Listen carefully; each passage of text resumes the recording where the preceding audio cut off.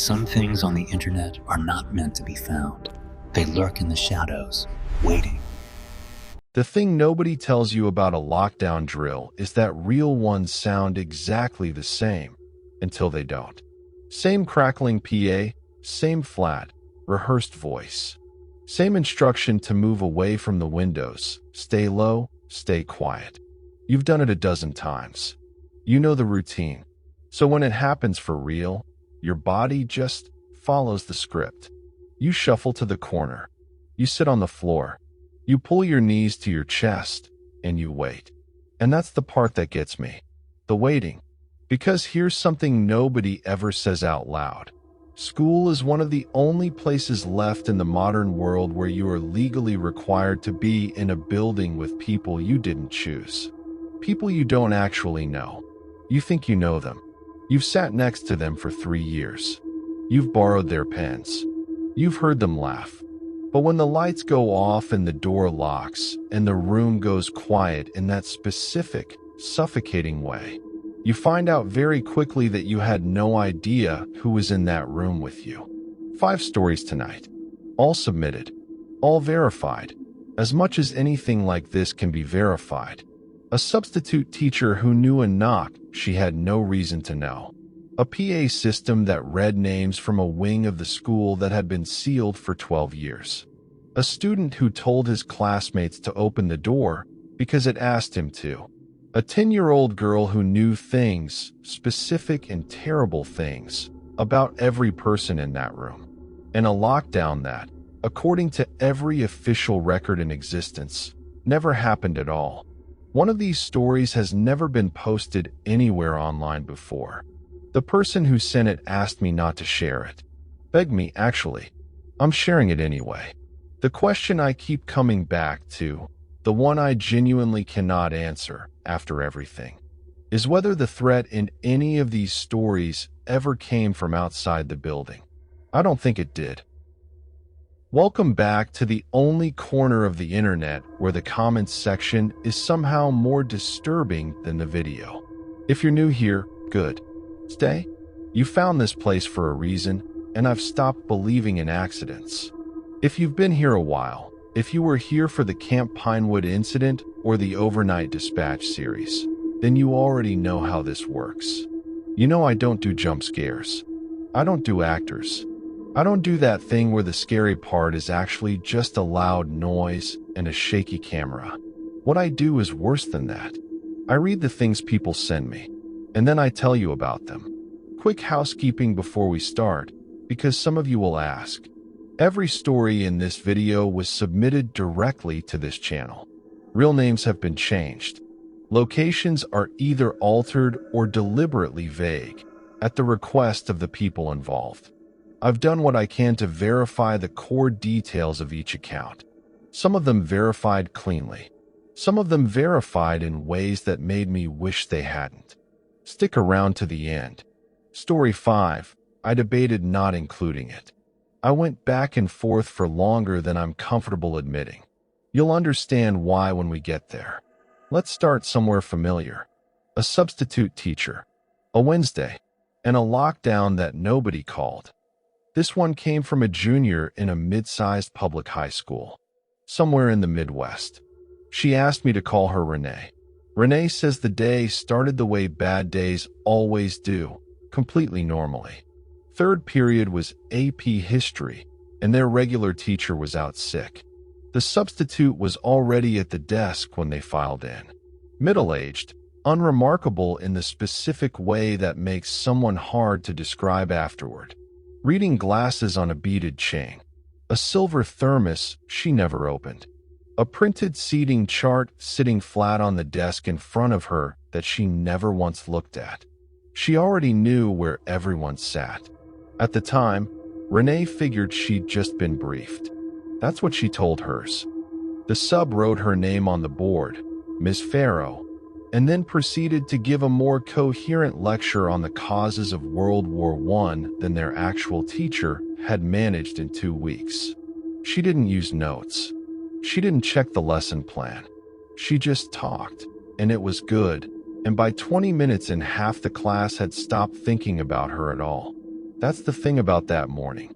Everything was aggressively, almost insistently ordinary. The fluorescent light in the back corner that always flickered, it flickered. Someone's phone buzzed against a desk, and they got a look. It smelled like dry erase marker and old carpet and whatever someone had eaten for breakfast. Renee was thinking about the quiz next period. She was thinking about nothing.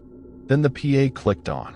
No preamble, no identifying tone, just the click, and then a voice.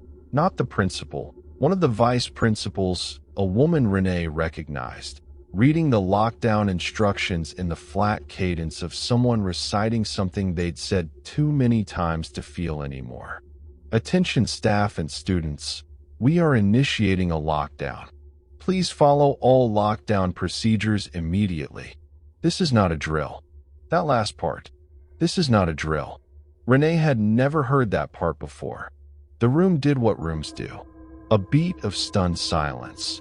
And then everyone started moving and talking at once. Chairs scraped. Someone said, "Oh my God," under their breath. Someone else laughed. That short, uncomfortable laugh that means the opposite of funny. And Ms. Farrow stood up from the desk. "Phones out," she said. "All of them. Put them in the front. Now, please." "She can't take our phones," the kid next to Renee whispered. "That's not a thing." But here's the detail that stuck. Every teacher Renee had ever had during a lockdown drill did the same things in the same order. Kill the lights, lock the door, get the kids to the safe corner, get down, stay quiet. It was rote. Some of them had to think about it. Ms. Farrow did not have to think about it. She moved through the room like she'd mapped it in advance. Lights off, door locked, with a key she already had in her hand. Not from her purse, already in her hand. Blinds down on every window in 11 seconds. She directed students to the interior wall with two-word instructions that nobody questioned. She collected the phones in a canvas tote bag she produced from the desk drawer, and she did all of this without a trace of fear, without elevated breathing, without the slightest tremor in her hands. She's done this before, Renee remembers thinking. And then, half a second later, she's done this here before. Miss Farrow stationed herself at the door, not crouched, not sitting, standing, with her back straight and her hands at her sides, facing the small rectangular window in the door that looked out into the hallway. Just watching. The class sat in the dark and the quiet and watched her watch the door, and nobody said anything. Because somehow that seemed like exactly the wrong thing to do. 20 minutes passed. Maybe 25. Renee lost track. "Do you think someone has a gun?" a boy named Marcus whispered. Nobody answered. Then came the knock. 3 knocks. A pause. 2 knocks. Renee felt it before she understood it. A wrongness, spreading from the base of her throat downward. Because that wasn't a scared person knocking. That wasn't a teacher or an administrator doing a welfare check. That was a pattern. That was a signal. And Ms. Farrow's shoulders dropped. Not in fear. Not in tension. They dropped the way shoulders drop when something you've been waiting for finally arrives. She exhaled, slowly, quietly, with what Renee can only describe as relief, and she turned from the window and took 2 steps toward the door handle. Renee threw her AP history textbook at the window. The glass didn't break, but the impact triggered the sensor, and the hall alarm started screaming, and Ms. Farrow stopped. She looked at Renee, just for a moment, and Renee says the look wasn't angry. It wasn't startled. It was almost sad. Like Renee had made a mistake she couldn't take back. The all clear came 18 minutes later. Police swept the building and found nothing.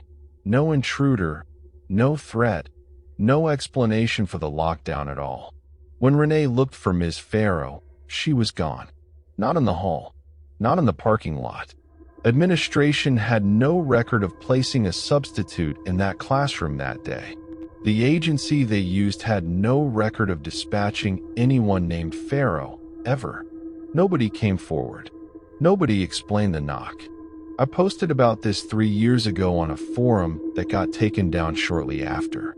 This is the first time I've talked about it since. Renee still doesn't have a rational explanation, and believe me, she's tried. I've let her try. I always let people try, because sometimes the rational explanation holds. This one has a shape to it that I don't like. The key already in her hand. The canvas bag in the desk drawer. The knock she recognized. She was waiting for something to let her out. I just don't know what was on the other side of that door. I know what you're thinking. Weird coincidence.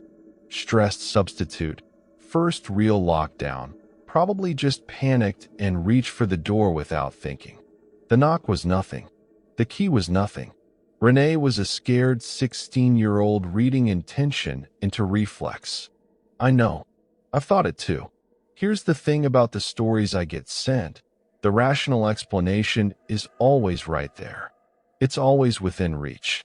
And most of the time, that's exactly what it is. But sometimes the rational explanation has a seam in it. A place where, if you press, it gives in. Press on this one. See what happens. Story 2 is different. Because in story 1, nothing happened. A door didn't open. Nobody got hurt. Renee went home. In story 2, not everyone did. This one comes from a submitter I'll call Daniel. He was 12 when it happened. He's 23 now, and he told me it took him 4 years to talk about it out loud and another 7 to write it down. Daniel loved school. I want to be clear about that, because it matters. He wasn't the kind of kid who watched the clock. He was student council treasurer in 6th grade, straight A's since 3rd, the type who actually did the extra credit not because he needed it, but because he found the subject interesting. He liked the structure of school, the predictability of it. You knew what came next. You knew the rules. The building itself had a different kind of reputation. It was an older middle school, built in the late 60s, expanded twice, and somewhere in that expansion a decision got made that nobody could fully explain by the time Daniel arrived. The East Wing had been closed. Officially, mold remediation. The kind of project that was supposed to take 3 months and instead took 3 years and then quietly became permanent. The doors were chained. The lockers inside, according to kids who claimed to have seen through the narrow window in the stairwell door, still had stuff in them. Textbooks, a poster on the wall, a classroom left mid-semester, by the look of it. Nobody on staff would discuss it. Daniel, being Daniel, had looked into it. He hadn't found anything. At the time, he'd found that mildly interesting. Later, he'd find it less so. The lockdown happened on a Tuesday in October, 7th grade. It was called cleanly, standard procedure, no visible panic from the teachers, and Daniel's homeroom instructor, a man he describes as calm and competent, ran through the protocol without hesitation. Lights, door, blinds, students to the interior wall. Daniel sat with his back against the cinder block and his knees up, and he was, genuinely, not particularly scared. He'd done the drills. He knew how this worked. 31 minutes in, the PA clicked on. Daniel noticed the pause before the voice started. Longer than normal. The kind of pause that made you aware of the silence it was interrupting. And then a voice said, "Attention. The following students should come to the main office." It wasn't the principal. It wasn't any administrator Daniel recognized. It was adult, measured, unhurried, and wrong in a way he still struggles to articulate. Too even, he says, like something that had learned the correct cadence of an announcement without quite understanding why that cadence existed. It read 7 names. Daniel's was the 5th. He looked at his teacher. His teacher's face had done something complicated. Not panic, but a specific kind of controlled stillness that Daniel now recognizes as a person deciding, in real time, not to react visibly in front of children. Technical glitch, his teacher said. Ignore it. Nobody ignored it. The second broadcast came 4 minutes later. Same voice. No preamble this time. There are 22 students in room 114. There are 6 tables. The windows face the courtyard. There is a poster on the north wall about the water cycle. Someone made a sound. Not a word, just a sound. Because every detail was correct. 22 students. 6 tables. The water cycle poster had been there since September. It's describing us, a girl named Priya whispered. Why is it describing us? Nobody answered. The third broadcast was the worst, Daniel says, because it was almost nothing. The PA clicked on. There was silence. 5 full seconds of open-air silence, the kind that meant something. Was there, breathing or processing or waiting, and then it clicked off. Daniel says the room temperature dropped. He knows how that sounds. He's a practical person, he said. He doesn't believe in things like that. But he wrote it down anyway because it was true, or it felt true, and at a certain point he decided those were the same thing. His teacher had his phone out, angled low, texting furiously with the particular focused expression of a man trying not to let 22 children see how frightened he was. And then Priya stood up, not like someone who'd made a decision, like someone whose body had received an instruction her mind hadn't been copied on. Blank expression. Daniel is specific about this, says it wasn't vacant or confused. It was simply absent, like the part of her that made facial expressions had briefly stopped, and she walked toward the door in a straight line, stepping over a backpack without looking down at it. Daniel grabbed her wrist. She didn't struggle. She didn't react. She just stopped, the way a machine stops when you interrupt its power, and stood there until Daniel pulled her back to the wall. She sat down. She blinked twice. "What?" she said. "You were walking to the door," Daniel told her. She looked at him like he'd said something in a language she didn't speak. "No, I wasn't." The PA did not broadcast again. The all-clear came 11 minutes later.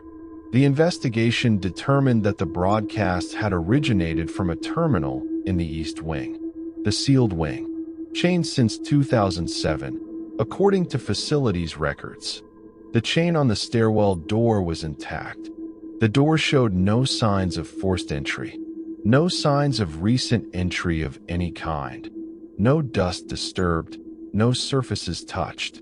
Whatever had used that terminal, the building had no record of it getting in. Priya transferred schools within the week.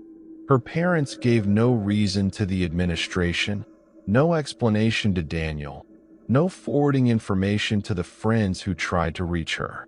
She was simply gone. 3 other people from that classroom have reached out to me since I first teased this story online. 2 of them asked me not to post it. I asked them why, whether they had a specific reason, whether there was something I was missing, something they knew that I didn't. They said they didn't know. They just felt like I shouldn't. I've thought about the 7 names. Daniel gave them to me, the changed versions, but the pattern is intact. I've looked for the connection. Birth months, neighborhoods, family histories. There's something there, a thread I can almost follow. I'm not going to tell you what it is yet, because I'm not sure enough, and because this video isn't over. We're going to come back to sealed rooms before the end of tonight. I promise you, 2 stories, 2 lockdowns, 2 things that don't hold up when you look at them directly. But here's what I want you to notice, and I mean really notice, not just here. In both cases, someone inside the building knew things they shouldn't have known. The substitute knew the protocol, knew the knock. The voice knew the room, the furniture, the count. Whatever was happening outside those doors, something inside was already oriented toward it, already prepared. I've been collecting these stories for 4 years. People ask me why. They assume it's the channel, that I'm just a person who found a niche and leaned into it. That's not why. I started collecting them because of something that happened to me. Something I've never fully explained on here. Not in 4 years, not once. Story 3 is the one that made me start this channel. This one is mine.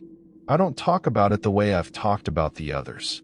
There's no submission, no changed names handed to me by someone else, no careful distance between me and the material.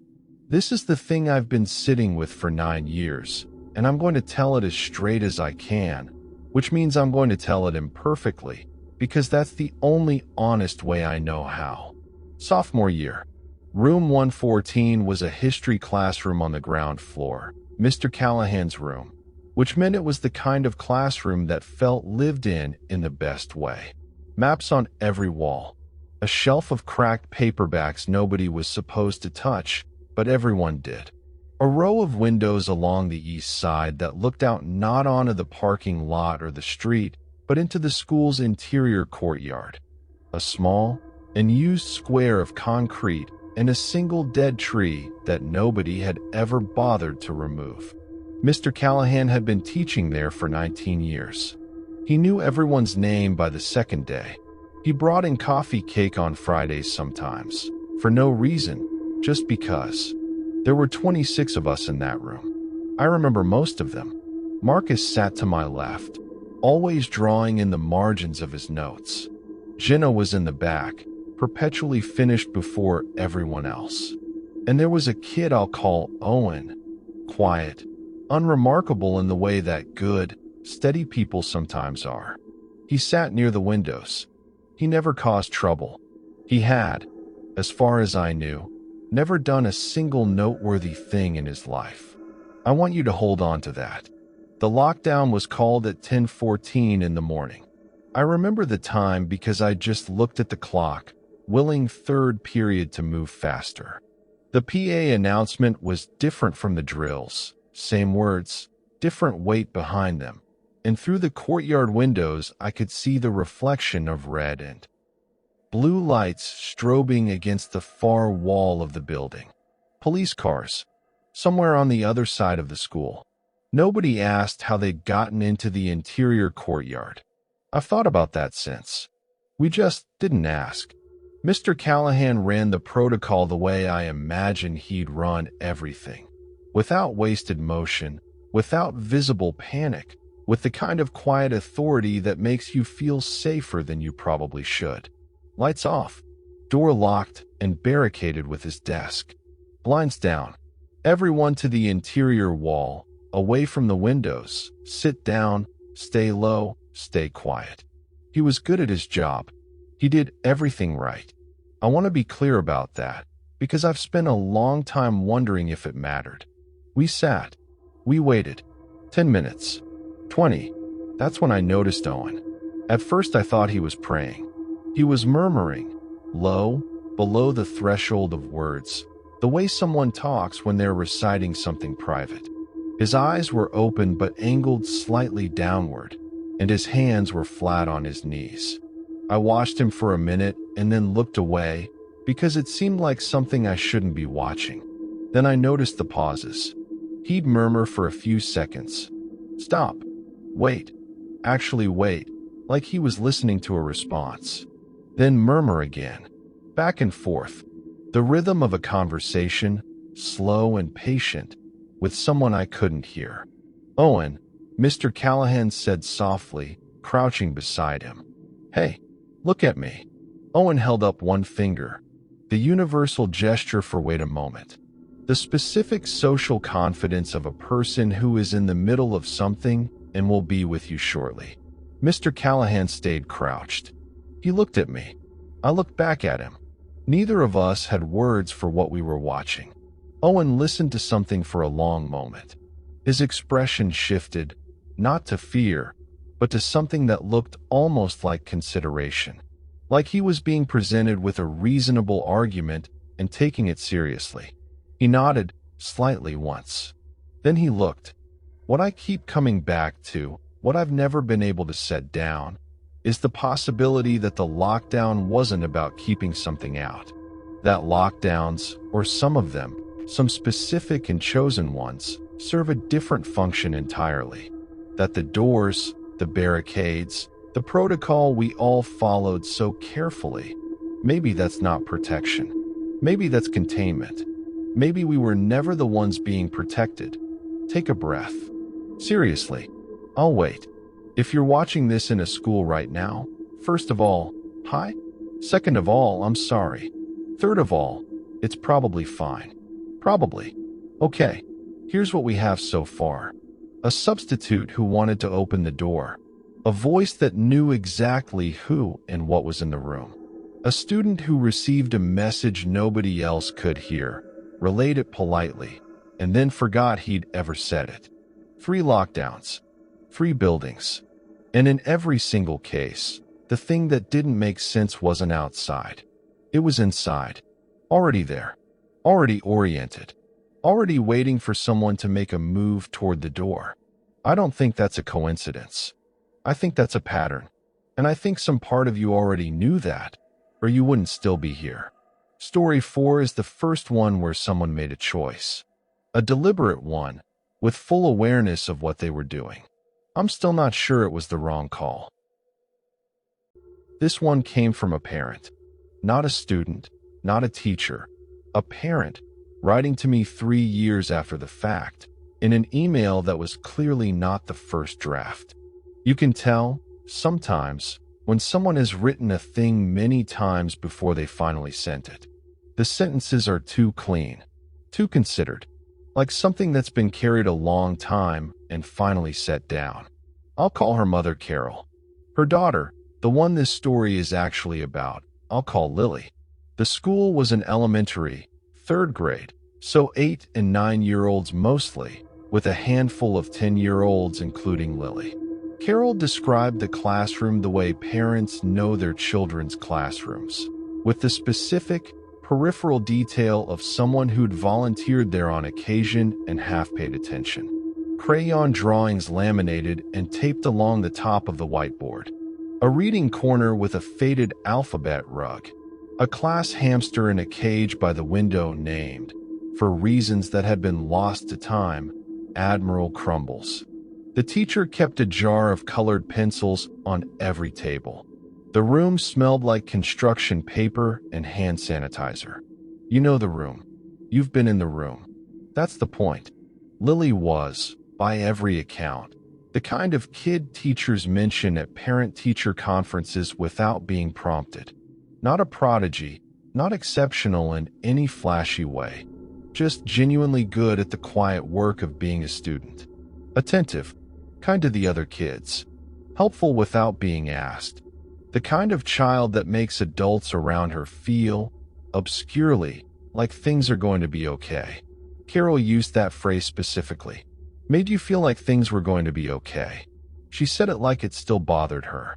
The lockdown was called mid-morning.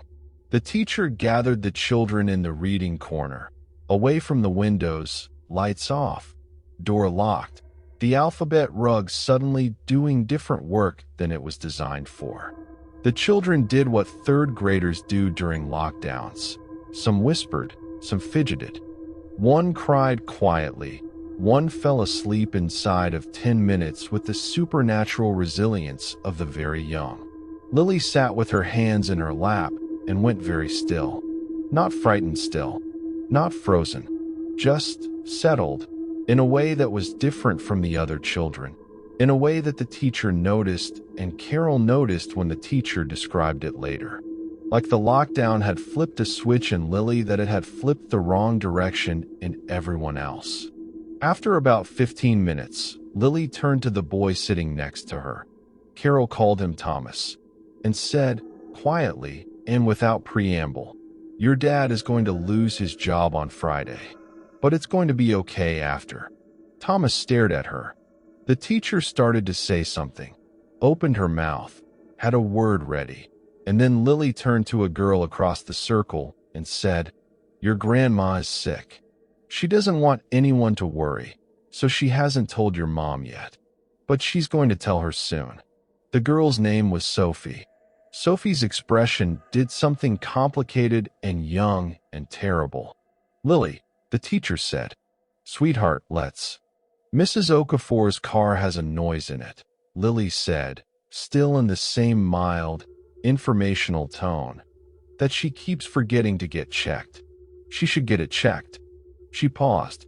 The back left. The teacher, Mrs. Okafor, stopped talking. Carol told me the teacher described what followed as the most frightening 90 seconds of her professional life, which is a significant statement from a woman who had worked in elementary education for 16 years. Lily simply worked her way around the circle. Gentle, simple sentences. No drama, no performance, no particular effect at all. Just a 10-year-old girl delivering information in the same tone she might use to remind you it was someone's birthday. Each statement was specific. Each one was, as far as Mrs. Okafor could tell in the moment, completely unprovable. Each one, it would later turn out, was completely accurate. Then Lily looked at Mrs. Okafor directly. She didn't say anything, just looked at her for a long moment, with an expression Carol struggled to describe and eventually landed on as patient, like someone waiting for a slow reader to finish a sentence they already knew the end of. Mrs. Okafor told Carol she felt, in that moment, seen, not observed, not watched, but seen, in some complete and interior way that she couldn't articulate and couldn't shake. "It's okay," Lily said finally. "It's almost over." The all clear came 4 minutes later. Thomas's father was laid off that Friday. Company restructuring, no warning. Sophie's grandmother called Sophie's mother the following Tuesday with a stage 2 cancer diagnosis she'd been sitting on for 3 weeks. Mrs. Okafor took her car in the following Monday. The mechanic found a problem with the rear left wheel bearing that he told her, with some emphasis, she was lucky hadn't caused an accident. Mrs. Okafor resigned before the end of the month. She told Carol only that she didn't feel she could explain her reasons, only that she felt she had been warned about something she didn't understand, and that she thought the correct response to being warned was to listen. That, Carol told me, is the deliberate choice. Not Lily's. Whatever Lily did, Carol doesn't think Lily chose it. Mrs. Okafor's. Seeing something she couldn't explain and deciding, clearly and without apology, to treat it as real. Lily has no memory of saying anything unusual that morning. Before Carol would share any of this with me, she asked me one question. She said, "Do you think she was trying to help us or warn us?" I've been thinking about that for 2 years. I'm not sure those are different things. I'm not sure the distinction matters. I'm not sure it was Lily doing either.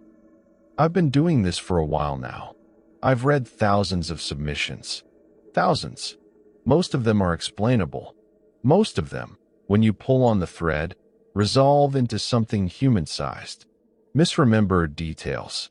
Grief looking for a shape. Fear that needed somewhere to live. Most of them. Story 5 is the one I go back to. It's the one that's open in a tab right now while I'm recording this. It's the one I've read so many times the words have stopped looking like words. I want to be clear, and I mean this isn't a bit. I'm not certain that sharing this is the right thing to do. I've sat with that uncertainty for a long time. I'm sharing it anyway because I think you need to know it exists. I think some of you already know it exists. After this story, check the comments. Not before. After. Some of you are going to recognize something. This one starts with a group chat. Sometime in early 2023, a former classmate of mine, I'll call her Becca, tracked down as many people as she could find from our sophomore English class and added them to a group chat. The stated purpose was a reunion. The actual purpose became clear within about 40 minutes when Becca typed, "Okay, so I have to ask, does everyone else remember the lockdown?" The responses came fast. "Yes, of course. Second period. Fall semester. The one where Ms. Voss cried." I set my phone down. I picked it up again. I typed, "I remember it." Here is what 23 people remember. We've compared notes enough times now that I can tell you where the memories converge and where they fray at the edges, and both of those things are important. It was a Tuesday, second period English, mid-October 2019. The lockdown was called without the standard PA announcement, or rather, the announcement came, but late, maybe 2 minutes after the classroom door had already swung shut and Ms. Voss had already moved to lock it, as if she'd known before the system caught up. The hallway, through the narrow door window, was already dark. Someone said they smelled something burning. Not fire, exactly, more like electrical burning, like something overheating. 3 other people remember that smell. The rest remember nothing from the hallway at all. Ms. Voss sat at her desk with her hands folded and cried. Not loudly, not dramatically, silently, with the specific stillness of someone who had decided crying was acceptable, but sound was not. Nobody asked her why. I've thought about that since. 23 teenagers, and not one of us asked. Like we already understood, on some level, that the answer wasn't something we wanted in the room with us. The sound from outside is where the memories split. Some people remember footsteps in the hallway slow, irregular, with too much weight. Behind them, some remember a dragging sound, like something being moved. Becca remembers nothing auditory at all, just a pressure, she says, a change in the quality of the air, like the moment before your ears pop. I remember the footsteps. I remember counting them and losing count and starting over. We all remember the bell at the end. One bell, clean and clear, like the old mechanical bells the school had used before the digital system. The digital system had been installed in 2016. By 2019, the old bell infrastructure had been fully decommissioned, the physical hardware removed, the wiring stripped. There was nothing in that building capable of making that sound. We all heard it. It is the one detail with zero variation across 23 accounts. In February of 2023, Becca filed a records request with the school district. No lockdown on record for that date. No lockdown in that building for any date in October 2019. She checked local news archives going back 6 months on either side. Nothing. She called 3 parents who she knew had been reliably notified during previous lockdowns. None of them remembered receiving a call. None of them remembered anything unusual about that Tuesday. She contacted Ms. Voss through a professional networking site. Ms. Voss responded within an hour. A short message, polite, slightly formal. She said she had no memory of a lockdown in her classroom that year. She said she hoped everyone was doing well.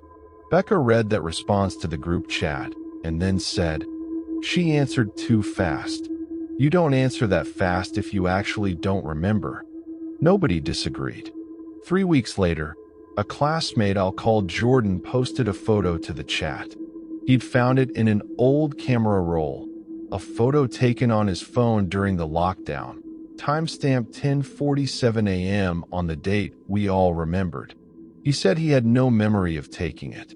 The photo showed the classroom. Lights off, which matches every account. The emergency exit sign above the door throwing its thin red light across the first 2 rows of desks. Faces visible. Jordan had counted and confirmed. 22 of the 23 students, himself excluded as the photographer. Ms. Voss at her desk, head slightly bowed. And at the back of the room, standing between the last bookshelf and the wall, a figure. Jordan sent me the original file. I've looked at it more times than I can count now, at every zoom level, in every light adjustment. The figure is partially obscured by the bookshelf. It is standing in a way that suggests, and I want to be precise here, because precision matters, it is facing the wall. Not the room, not the door, the wall. Standing close enough to it that there's almost no space between them, in the particular posture of someone who is waiting, or listening, or both. Nobody in the group chat recognizes this person. Not one of 23 people who were in that room can place them. I have measured the figure against the known dimensions of the bookshelf beside it, against the ceiling tiles in the background. I've run the numbers more than once, the way you do when you're hoping the numbers will change. The figure is the same height as Ms. Farrow. I shared that detail with the group chat on a Wednesday night. By Thursday morning, 2 members had left without explanation. The chat went quiet in the way that group chats go quiet when everyone is reading, but nobody wants to be the first to speak. That evening, I received a private message from a number I didn't recognize. It said, "Delete this." Not for us. For it. I haven't deleted it. I haven't posted the photo. Maybe someday. Maybe when I understand it better, when I can look at that figure facing the wall and know what it was waiting to hear, or what it was keeping out, or what it was keeping in. Maybe when I understand why it was in that room with us and not one of us remembers seeing it. The bell that ended that lockdown, I still hear it. Not often. Once, at random intervals, in the years since. In the middle of ordinary days, in ordinary places. Once in a grocery store. Once while I was driving. Once at 3 a.m. for no reason I could identify. It rang while I was writing this script. 23 people remember a day that didn't happen. I'm one of them. And whatever was in that room with us, I don't think it stayed there 5 stories. Let's say their names. The substitute who knew the knock. The voice that read names from a sealed wing that nobody entered and nobody left. Room 114, and the student who relayed a message none of us were meant to hear. The girl who knew too much, delivered in the gentlest voice in the room. And the lockdown that never happened, except it did, and 23 people remember it, and something in a photograph remembers it too. These are the cases now. They live here. And if you've made it this far, I think you already suspect what I suspect, that these aren't 5 separate stories. That there's a thread running through all of them, thin and dark, and it connects in a place I haven't been able to look at directly yet. That's where you come in. If something in this video landed wrong, familiar wrong, not just unsettling wrong, I need you to tell me in the comments. If you have a theory about the names, the sealed rooms, the figure, the bell, I want to read it. Some of the best leads I've ever gotten came from the comments of a video nobody was supposed to watch. This